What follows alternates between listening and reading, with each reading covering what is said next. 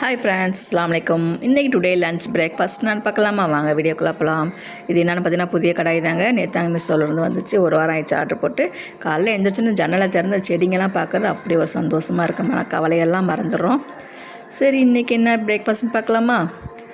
இட்லி வெங்காய சட்னி தாங்க. ஒரு புது கடாயில் ஊற்றியாச்சு. எண்ணெய் நல்லெண்ணெய் ஊற்றி வெங்காயம், காஞ்ச மிளகாய், கொஞ்சம் புளி, தக்காளி, பூண்டு எல்லாமே போட்டு சூப்பராக வதக்கிடலாம். நல்லா வதங்கி வரட்டும்.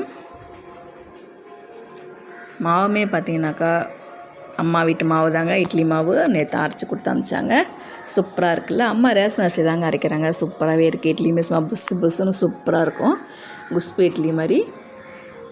எனக்கு இந்த மாதிரி அரைக்க வர மாட்டேங்குது. நான் மாவு அரைச்சாவே புளிப்பாயிடுச்சு சொல்லிவிட்டு அம்மாட்டே சொல்லிவிட்டு அம்மாவே அப்பப்போ அரைக்கும் போதெல்லாம் கொடுத்து அனுப்பிச்சிடுவாங்க. செம்மையாக இருக்குல்ல. பாருங்கள், வெங்காயம், தக்காளி, காஞ்ச மிளகாய், பூண்டு எல்லாமே சூப்பராக வதங்கி வந்துட்டுருக்கு. சட்னியுமே ரெடி பண்ணிடலாம். இன்றைக்கி எனக்கு மதியம் லன்ச் வேலை இல்லைங்க. நேற்று செஞ்ச ரசமும் சாப்பாடுமே இருக்குது. என்னோடய மகனுக்குமே இட்லியுமே கொடுத்து அனுப்பிச்சலாம்னு சொல்லிவிட்டு இட்லி ரெடி பண்ணிகிட்ருக்கேன்.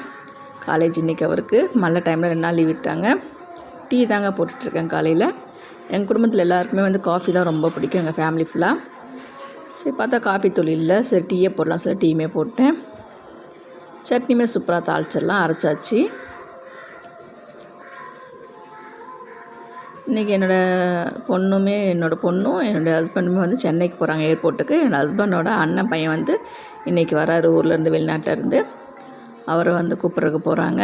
சரி நம்ம தானேன்னு சொல்லிவிட்டு நேற்று வச்ச ரசமும் இருக்குது, சாப்பாடுமே இருந்துச்சுங்களா, அதுவே வச்சுக்கிட்டேன். என்னோடய பையனுக்கு இட்லி சட்னியுமே கொடுத்து அனுப்பிச்சலான்னு சொல்லிவிட்டு இன்றைக்கி மதியம் லன்ச் வேலை இல்லை. ஒன்லி க்ளீனிங் ஒர்க் தான் போயிட்டுருக்கோம் இன்றைக்கெலாம். பாருங்கள், சட்னிமே தாளிச்சிடலாம். உங்கள் வீட்டில் என்ன பிரேக்ஃபாஸ்ட் லன்ச்சுன்னு சொல்லி கமெண்ட்ஸில் சொல்லுங்கள். இன்றைக்கி லன்ச்சுக்கு லீவ் விட்டாச்சு. இருக்கிறதே வச்சு முடிச்சிடலான்னு சொல்லிவிட்டு சட்னிமே சூப்பராக தாளிச்சிடலாங்க. நல்லெண்ணெயிலே வதக்கி நல்லெண்ணெய் தாளித்து கொட்டினோம்னா சூப்பராகவே இருக்கும். இட்லியுமே பாருங்கள் சூப்பராக இருக்குல்ல. சட்னியுமே செம்மையாக இருந்துச்சுங்க, சூப்பராக. காலைல 6 மணிக்கெலாம் இந்த வேலை முடிஞ்சது.